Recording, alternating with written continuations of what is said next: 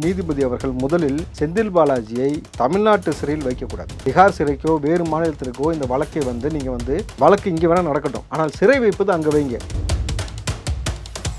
செந்தில் பாலாஜி இங்கே இருக்கிற வரை எல்லா அட்ராசிட்டியும் நடக்கும், அரசாங்கம் அவர்களுக்கு துணை போகும். ஏன்னா விஓக்கள் வெட்டி படுகொலை செய்யப்பட்டது செந்தில் பாலாஜி ஸ்டேட்மெண்ட்டுக்கு நம்ம பொருத்தி பார்த்தா தெரியும். 11 மணிக்கு முதல்வர் கையெழுத்து போட்டு நம்ம திமுக ஆட்சி கையெழுத்து போட்டு பதவி இருப்பாங்க. 11:05 மாட்டு வண்டி எடுத்து போய் மணல் எந்த அதிகாரி தடுக்க மாட்டா, தடுக்கிற அதிகாரி இருக்க மாட்டான்னு சொன்ன பிறகு தான் விஓக்கள் வெட்டி படுகொலை செய்யப்பட்டார்கள்.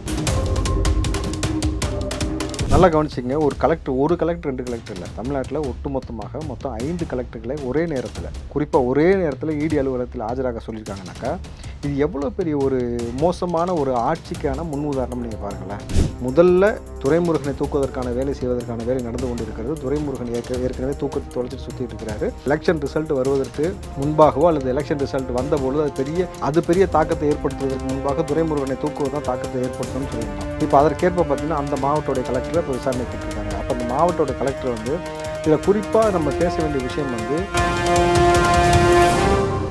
நமக்கு கிடைச்ச தகவல் என்னன்னாக்கா, அதிகாரிகள் நிச்சயமாக அமைச்சர் பெருமக்கள் செய்த மிரட்டிய அந்த விஷயங்களை வாக்கு மூலமாக கொடுத்துருப்பாங்க. கிட்டத்தட்ட 7லேருந்து 9 மணி நேரம் விசாரணை போயிருக்கு.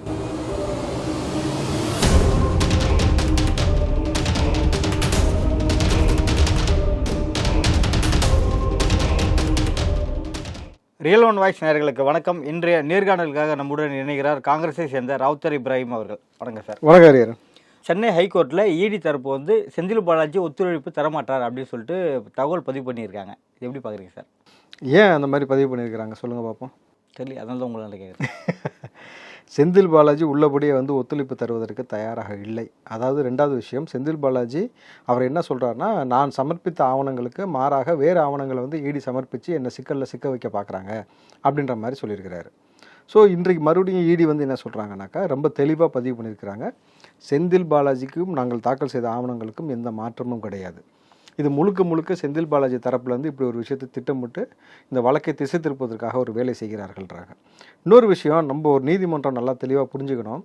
அதே மாதிரி நீங்கள் பார்த்தீங்கன்னாக்கா, நீதி அரசர்கள் இந்த விஷயத்தை நீங்கள் சற்றே கொஞ்சம் சிந்திக்க வேண்டிய விஷயம் என்னன்னாக்கா, செந்தில் பாலாஜி சிறைக்குள் அமர்ந்தவாறு எலெக்ஷனை நடத்தினார். எலெக்ஷன் கரூரில் அவருடைய செல்வாக்கை காட்டினார், ஜோதிமணிக்கு ஆதரவு தெரிவித்தார், பல விஷயங்கள் அவர் செஞ்சான்றது ஆதாரப்பூர்வமாக எல்லா ஊடகங்களும் சேட்டலைட்லேருந்து யூடியூப்லேருந்து போட்டிருக்கு. நம்பர் 1. 2வது, எலெக்ஷன் பிரச்சாரத்துக்கு வந்தபொழுது முதல்வர் செந்தில் பாலாஜி குறித்து புகழ்ந்து பேசியதும், அவர் உள்ளே இருந்தாலும் அவருடைய செயல்பாடுகள்லாம் இங்கே வெளியில் நல்லபடி நடக்குதுன்ற மாதிரியான விஷயத்தை அவர் பதிவு பண்ணதும், அரசாங்கம் எந்த அளவுக்கு செந்தில் பாலாஜிக்கு சப்போர்ட் பண்ணுது.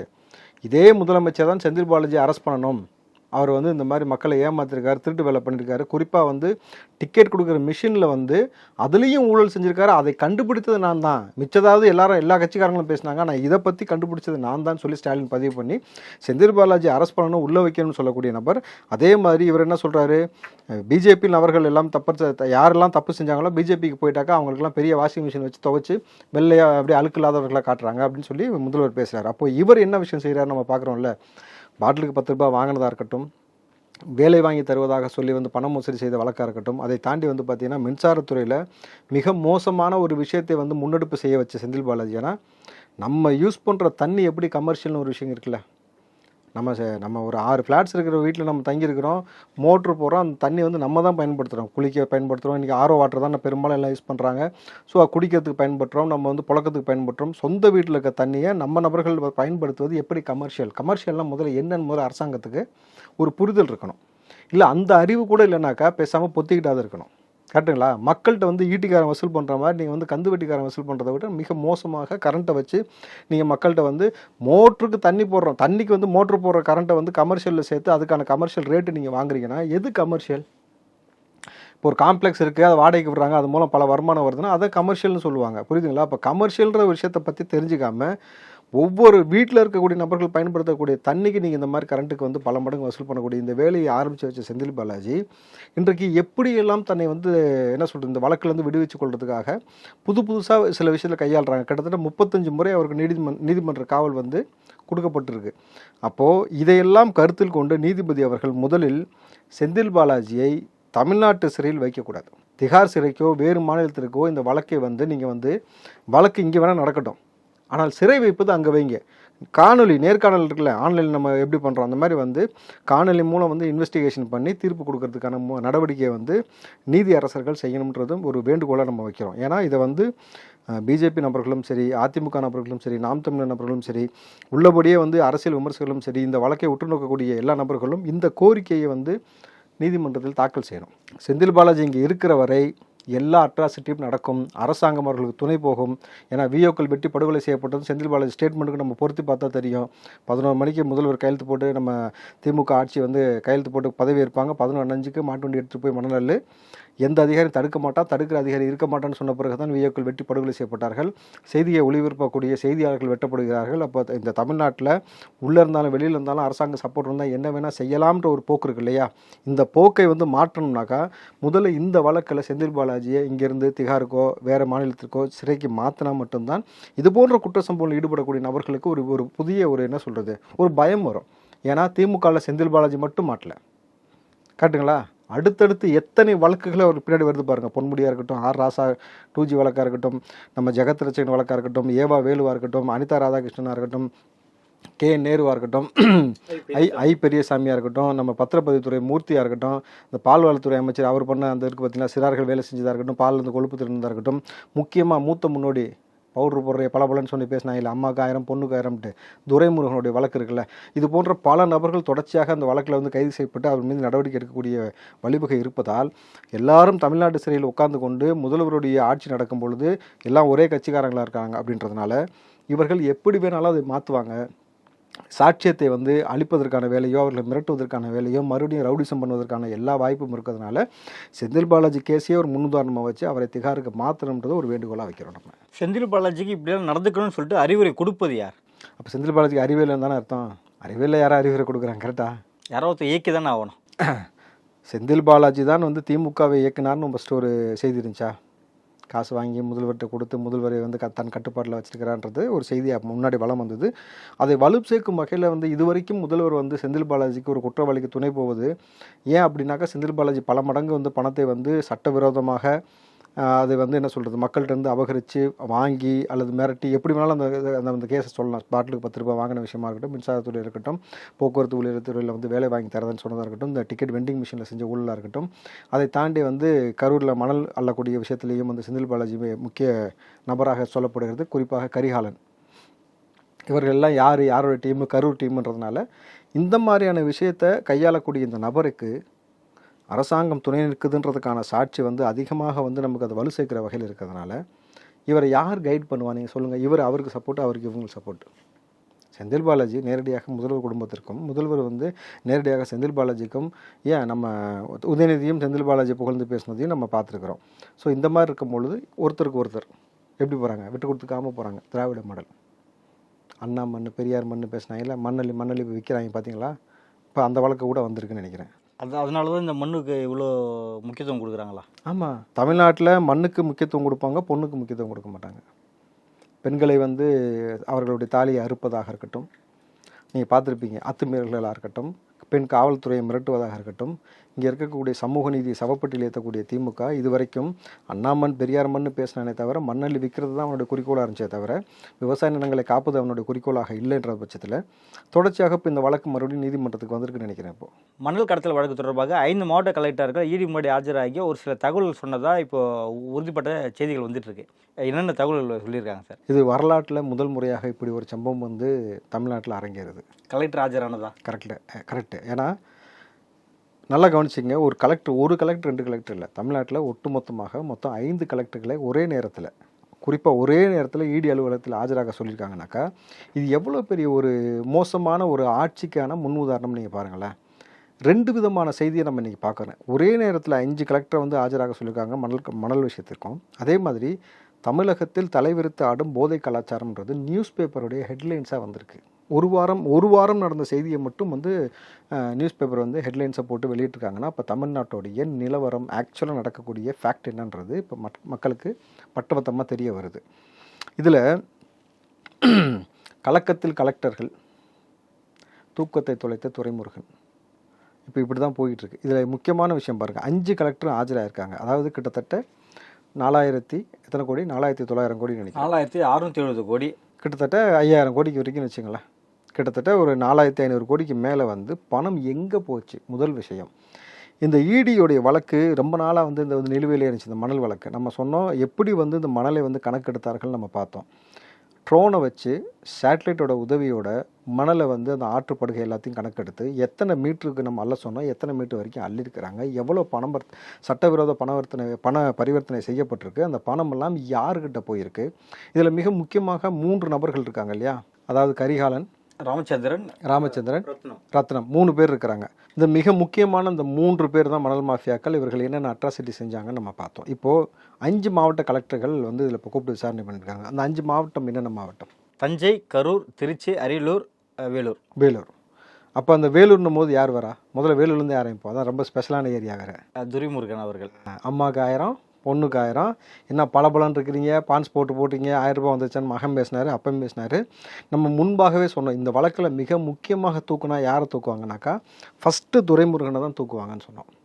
ஏன்னா நீங்கள் நம்ம இது இப்போ முன்னாடியே நம்ம பேசும்போது நம்ம என்ன பதிவு பண்ணியிருக்கிறோம், முதல்ல துரைமுருகனை தூக்குவதற்கான வேலை செய்வதற்கான வேலை நடந்து கொண்டு இருக்கிறது. துரைமுருகன் ஏற்கனவே தூக்கத்தை தொலைச்சிட்டு சுற்றிட்டு இருக்கிறாரு.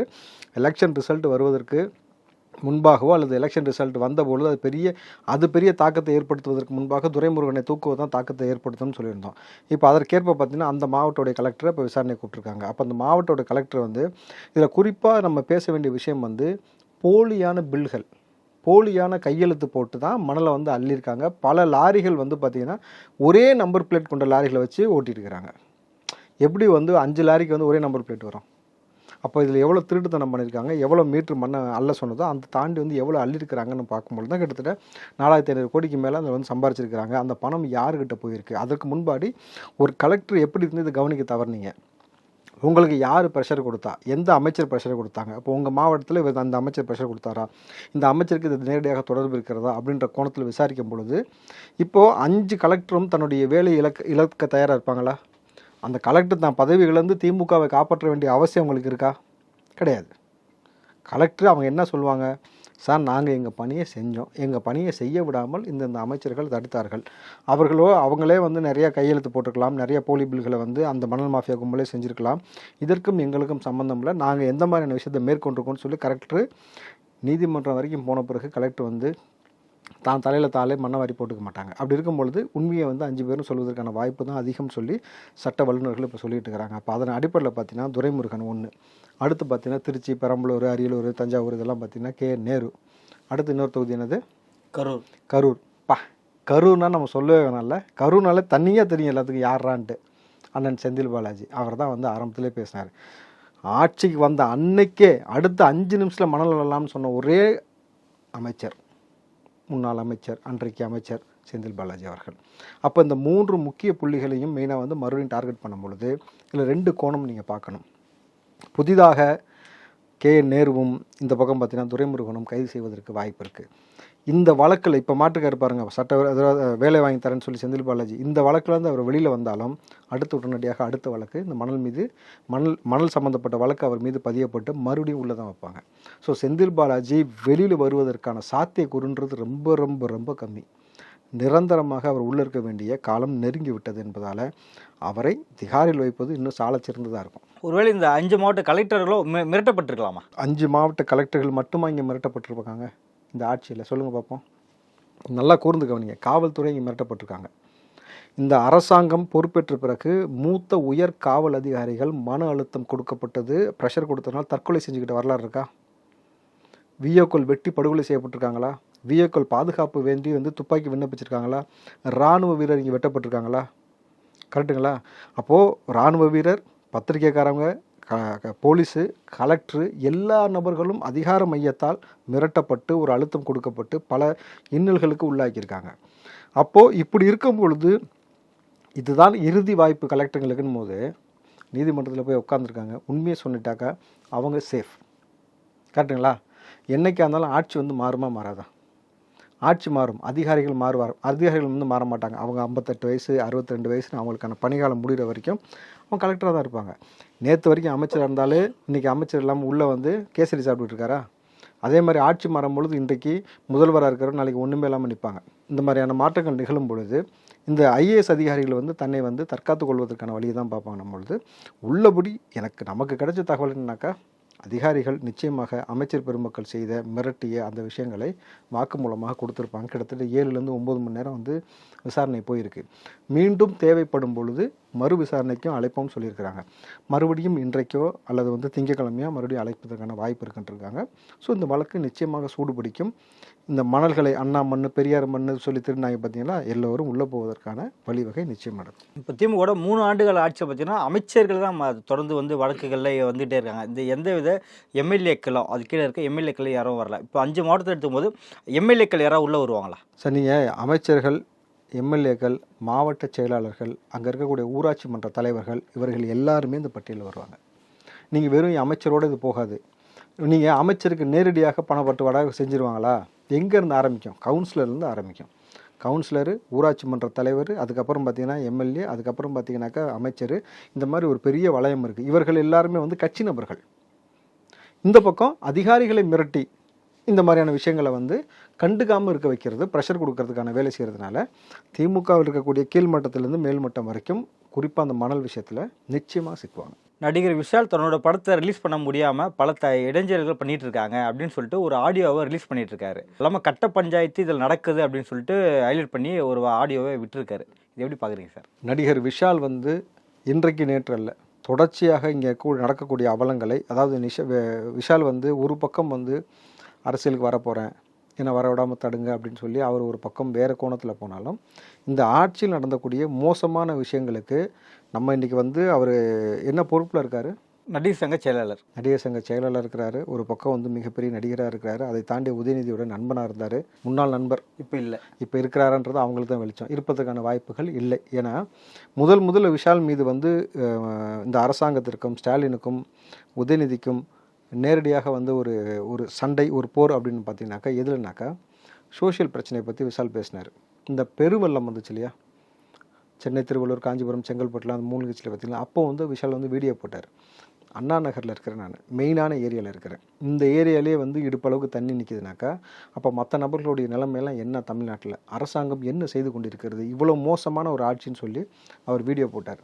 அங்கே கொடுக்க ஆரம்பித்தாங்க பிரச்சனை அவருக்கு. அதுக்கடுத்து பார்த்தீங்கன்னா அவருடைய மார்க் ஆண்டனி படத்தை வெளியே விடாமல் பிரச்சனை பண்ணாங்க. அது சம்மந்தமாக விஷால் இப்போ மறுபடியும் ரீசெண்டாக பேசினார். ஒரு வாரம் 10 நாளைக்கு முன்னாடி என் படம் மார்க் ஆண்டனியை வெளியே வர விடாமல் தடுத்தது ரெட் ஜெயின்ட்டு, கரெக்டுங்களா? ரெட் ஜெயின் தான் தடுத்துன்னு சொன்னார். ரெட் ஜெயின்லாம் ஆப்வியஸ்லி யாருன்னு தெரியும். உதயநிதி தான் வந்து பார்த்தீங்கன்னா ரெட் ஜெயின்ட்டுக்கு இதுக்கு முன்னாடி இப்போ எல்லா பொறுப்பும் வகிச்சார். அவருடைய பேர் தான் வந்து சினிமாவில் கோலூற்றப்பட்டு இருந்தது. எல்லாத்தையும் கண்ட்ரோல் பண்ணுறாரு. தேட்டர்ஸ்லேருந்து, டிஸ்ட்ரிபியூஷன்லேருந்து எந்த படம் வெளியில் வரணும், எந்த படம் வந்து அவங்களுக்கு வரணுன்றது எல்லாத்தையும் முடிவு பண்ணுறாருன்னு சொல்லிட்டு. அப்போ அதில் மீண்டும் அவருக்கு ஒரு பிரச்சனை. இன்றைக்கி அவருடைய படம் ரத்னம் அப்படின்ற படத்தை வெளியில் வருவதற்கு பல இடங்களில் தடை செஞ்சுருக்கிறாங்க. பல இடங்களில் வந்து யாரோ ஒருத்தர் வந்து விஷால்கிட்ட வந்து காசு கொடுக்கணுமா விஷாலுக்கு அப்படின்னு யாரோ அடையாளம் தெரியாத ஒருத்தர் வந்து லெட்டர் கொடுத்ததாகவும், படம் வருவதுக்கு 2 நாளைக்கு முன்னாடி அதை ஒரு காரணம் காமிச்சு டிஸ்ட்ரிபியூஷன்லாம் பண்ணக்கூடாது, படத்தை வெளியிடக்கூடாது, தேட்டர் கொடுக்கக்கூடாதுன்னு சொல்லி அரசாங்கம் சார்பில் கொடுக்குறாங்க ப்ரெஷர்னாக்கா, அப்படின்னாக்கா நான் கையெழுத்து போட்டுக்கணும். விஷால் சொல்கிறது, பணம் நான் வாங்கி தான் நான் கையெழுத்து போட்டுக்கணும். அந்த ஆள் யாருன்னே எனக்கு தெரியாது. அப்படின்னா கூட இது எப்படி அணுகணுமோ அப்படி அணுகணும். அதுக்காக என் படத்தை நிப்பாட்டுவீங்கிறது எந்த வகையில் இது? அப்போது அரசாங்கத்திற்கு அவர்கள் செய்யக்கூடிய தவறுகளை நான் சொல்லி காட்டுறேன். அதே மாதிரி பார்த்தீங்கன்னாக்கா உதயநிதியோடு பண்ணக்கூடிய அந்த அட்ராசிட்டி நான் வெளியில் பேசுகிறதுக்காக தொடர்ச்சியாக அது செய்கிறீங்க. இதற்கு பெயர் கட்ட பஞ்சாயத்து. இதை நான் முதல்வருக்கும் இந்த ஆடியோவை தெரிவிக்கிறேன், இந்த கமிஷனருக்கும் கலெக்டருக்கும் எல்லாத்துக்குமே இந்த ஆடியோ வந்து நான் ஷேர் பண்ணுறேன் அப்படின்னு சொல்லியிருக்கிறாரு. அப்போது இவ்வளோ பிரபலமாக இவ்வளோ முக்கியமான இடத்துல இருக்கக்கூடிய விஷாலுக்கு, இந்த ஆட்சியாளர்கள் குறிப்பாக வந்து உதயநிதிக்கு நண்பனாக இருக்கக்கூடிய விஷாலுக்கே வந்து இவ்வளோ பிரச்சனை கொடுக்குதுனாக்கா, அப்போ சாமானியனுக்கு இந்த ஆட்சி வந்து எவ்வளோ ப்ரெஷர் கொடுக்குது, எந்த அளவுக்கு வந்து நடந்துக்கணும் ஒரு விஷயம் இருக்குது. குறிப்பாக விஷால் இன்னொரு விஷயத்தையும் பதிவு பண்ணுறாரு. என்னுடைய படத்தை இன்றைக்கி நீங்கள் தடுப்பீங்க, ரைட், ஓகே. தொடர்ச்சியாக இது போன்ற ஆதிக்கத்தை நீங்கள் தொடர்ந்து செஞ்சுக்கிட்டே இருக்கிறீங்க பொழுது இதற்கான நடவடிக்கை வேறு வகையில் கையாளக்கூடிய ஒரு ஸ்டாண்டை நான் எடுக்க வேண்டியது இருக்கும் அப்படின்றாரு. அது பொலிட்டிக்கல் ஸ்டாண்டாகவும் இருக்கலாம், அல்லது வந்து வேறு வேறையான ஸ்டாண்டாகவும் இருக்கலாம் அப்படிங்கிறாரு. அப்போது என்ன தான் நடக்குது தமிழ்நாட்டில்? எல்லாத்தையும் நம்ம கண்ட்ரோல் பண்ணுவோம், நாங்களே பணம் சம்பாதிப்போம், மணல் பக்கம் வச்சு பணம் சம்பாதிப்போம், இந்த பக்கம் மக்களை கொண்டு பணம் சம்பாதிப்போம், இந்த பக்கம் வந்து சினிமாக்காரனை மிரட்டி பணம் சம்பாதிப்போம், நாங்கள் எல்லா வேலையும் செய்வோம், ஆனால் எங்களை யாரும் எந்த கேள்வியும் கேட்கக்கூடாதுன்றது மனப்போக்கு இருக்கு இல்லையா? இது மாறணும்னா அதற்காகத்தான் சொல்கிறேன், திமுக இங்கேருந்து அழிக்கப்பட வேண்டிய விஷ விதை. அது வந்து அந்த விதையை வந்து மேலாக செடியாக விட்டது பிரயோஜனப்படாது, வேரோடு பிடுங்கி எடுக்கணும். அப்போ தான் வந்து தமிழ்நாட்டு மக்கள் வந்து சுபிச்சமாக இருக்க முடியும். அப்போது இந்த விஷ காளான்கள் மாதிரி இருக்கக்கூடிய திமுகவை சார்ந்த குறிப்பிட்ட நபர்களை கட்சியிலிருந்தும் பதவியிலிருந்தும் மக்கள் வந்து இறக்கிட்டிங்கன்னா தான் நல்ல நபர்கள் கையில் அந்த கட்சி போகணும். என்றைக்கு வந்து திமுகவுடைய குறிப்பாக கலைஞருடைய குடும்பம், கருணாநிதி, ஸ்டாலின், உதயநிதி, இது போல் இந்த குடும்பத்துடைய தலைமை வந்து கட்சியை வச்சிருக்கிறதுடைய விளைவு இந்த மாதிரி போய்கிட்டு இருக்கு. நல்ல நபர்கள் கையில் அந்த கட்சி போனால் மட்டும்தான் கட்சி உருப்படும், மக்களும் வந்து சந்தோஷமாக இருக்க முடியும். இப்போ நடிகர் மன்சூர் அலிகான் வந்து காங்கிரஸ் கட்சியில் மீண்டும் இணைஞ்சிருக்காரு. நம்ம சீரியஸான விஷயம் பேசிக்கிட்டு இருக்கோம், நீங்கள் திடீர்னு காமெடி செய்தி. அவரும் சீரியஸாக தான் கட்சியில் இணைஞ்சிருக்காரு, மீண்டும் தாய் கழகத்தில் இணைஞ்சிருக்காரு. இனிமேட்டு கட்சி வளர்ச்சி எப்படி இருக்கும்? கட்சி வளர்ச்சி எப்படி இருக்கும்? மன்சூர் அலிகானை வச்சு கட்சி வளர்ச்சி எப்படி இருக்குன்னு கேட்குறீங்க. நீங்கள் நல்லா ஒரு விஷயம் புரிஞ்சுக்கோங்க. அவரை நம்பி எடப்பாடியே கூப்பிட்டவர் கிடையாது, அதெல்லாம் எடப்பாடி மறுத்துட்டாரு. எடப்பாடி அதிமுக நடந்தது இல்லையா? எல்லாத்துக்கூட தாங்க அவர் பேசினாரு. நீங்கள் மன்சூர் அலிகானை நீங்கள் வந்து ஒரு அரசியல் தலைவனாகவோ அல்லது சமூக போராளியோ இங்கே பார்க்க முடியுமானா பெருசாக வந்து அந்தளவுக்கு ஒரு பெரிய இம்பேக்ட் அவர் ஏற்படுத்தலை. அவருடைய எங்கெல்லாம் அவர் போயிருக்காரு, பாட்டாளி மக்கள் கட்சியில் இருந்தார். ஆனால் அவர் என்ன ஃபஸ்ட்டு இது வந்து காங்கிரஸ் தான் அந்த தாய் கழகத்தில் தான் இணைச்சிருன்னு சொல்லியிருக்காங்க. காங்கிரஸில் இருந்து வெளியில் வந்தார். அதுக்கப்புறம் பார்த்தீங்கன்னாக்கா பாட்டாளி மக்கள் கட்சி போனார், அப்புறம் நாம் தமிழர் பக்கம் போனார். அதுக்கப்புறம் பார்த்தீங்கன்னாக்கா இன்னொரு புலிப்படையின ஒரு கட்சி போன ஆரம்பிச்சாரு, புலிகள் அது ஒன்று இருந்துச்சு. அதுக்கு முன்னாடி வந்து வேறு ஒரு கட்சி நபர்கிட்ட வந்து பேச்சுவார்த்தை நடத்துறாரு. அப்புறம் இந்த கூட்டணி சம்மந்தமாக பேச்சுவார்த்தைக்காக அதிமுக பக்கம் போனார். எல்லா பக்கமும் போயிட்டு பெருசாக ஒன்று எடுபடலனதுக்கப்புறம் இன்றைக்கு காங்கிரஸ் கட்சிக்கே வந்திருக்கிறாரு. ஸோ மன்சூர் அலிகானை பொறுத்த வரைக்கும் நீங்கள் பெரிய இம்பேக்டெல்லாம் இங்கே எதுவுமே ஏற்படாது. அவர் வந்து இப்போ கடுமையாக மோடியை விமர்சித்து பேசுகிறார். மோடி அதை செஞ்சுட்டார், இதை செஞ்சுட்டாருன்னு இப்படி பேசிகிட்டு இருக்கிறாரு. ஆனால் மன்சூர் அலிகானுக்காக ஒரு ஓட் பேங்கிங் இருக்குது, அவருக்கான ஒரு ரசிகர் பட்டாளம், ஒரு கூட்டம் இருக்குது அப்படின்னு பார்த்தீங்கன்னா இருக்காது. ஏன்னா மன்சூர் அலிகான 2 விதமான ஒரு ஒரு ஒரு ஸ்டாண்ட் இருக்குல்ல. என்றைக்கு ஒரு அரசியலில் இருக்கக்கூடிய நபர்கள் வந்து பெண்களை குறித்து கொச்சையாக பேசுகிறீங்களோ, பெண்களுக்கான கண்ணியத்தை கொடுக்காம நீங்கள் பண்ணிக்கிட்டு இருக்கிறீங்களோ, உங்களுக்கான தரம் வந்து எப்பயுமே மக்கள் மத்தியில் பெரிய லெவலில் இருக்காது. இவர் திஷா கொடுத்து பேசின விஷயமா இருக்கட்டும், அல்லது வந்து சமூகத்தில் மக்கள்கிட்ட போய் சந்திக்கிற போது அந்த ஓட்டு கேட்டு போகும்பொழுது இந்த தலையை கோதிக்கிட்டு அந்த ரவுடிசம் பண்ணுற அதே மேனரிசத்தோடையே நீங்கள் போகிறது, எந்த நெறியாளர் பேட்டி கேட்டாலும் பேட்டி எடுத்தாலும் அந்த அந்த நெறியாளர் நக்கல் பண்ணி பேசுறது, சட்டப்பட்டனை அவுத்து விட்டுட்டு தின்னுக்கிட்டே பேசுறது. ஏன் தின்னுக்கிட்டே நீ வீட்டில் உட்காந்து சாப்பிட மாட்டியா? நான் கேட்குறேன். மைக்கை வந்து முன்னிட்டு கேமரா வைக்கும் போது தான் தின்னுக்கிட்டே நேர்காணல் கொடுக்கறது, அந்த திமிரா பேசுறது, இதெல்லாம் வந்து ஒரு அரசியல்வாதிக்கான பண்பே கிடையாது. நீங்கள் வந்து மன்சூர் அலிக்கான ஒரு என்ன சொல்கிறது, வில்லன் அப்படின்ற ரேஞ்சிலேருந்து இப்போ இறங்கி ஒரு கோமாளி ரேஞ்சுக்கு போயிட்டார். அதனால் அதை ரொம்ப பெருசாக நம்ம பேச வேண்டியதில்லை. அவரால் வந்து காங்கிரஸ் கட்சிக்கு 10 காசு பிரயோஜனம் வராது. காங்கிரஸ் கட்சிக்கு ஏதாவது வம்பு வழக்கு இழுத்து விட்டு கேவலப்படுத்தாமல் இருந்தார்னா அது வரைக்கும் சந்தோஷம். நடப்பு அரசியல் குறித்து பல்வேறு கருத்துக்களை பகிர்ந்தமைக்கு மிக்க நன்றி சார். நன்றி ஹரி.